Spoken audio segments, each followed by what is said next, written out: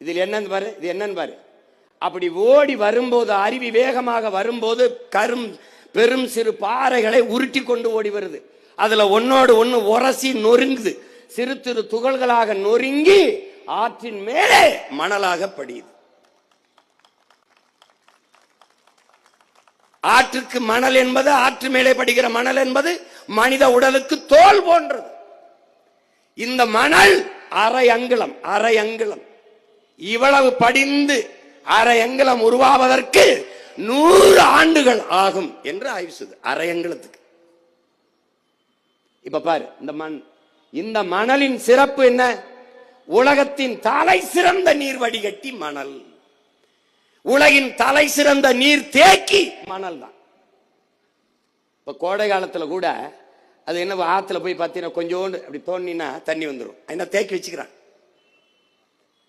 அப்ப சிறந்த நீர் கட்டி அதுக்கு சான்ற பாரு. நீர் வடிகட்டி கடல்ல நீ பாரு, கடல்ல உப்பு கரிக்கும்.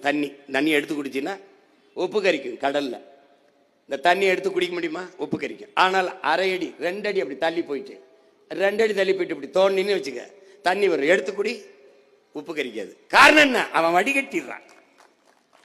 அவனை மாதிரி சிறந்த நீர் வடிகட்டி உலகத்துல கிடையாது. இப்ப நீ என்ன பண்ணிடுற? இந்த பாரு, அந்த மணலை நீ அள்ளி என்ன பண்ற? விற்க ஆரம்பிச்சிட்ட.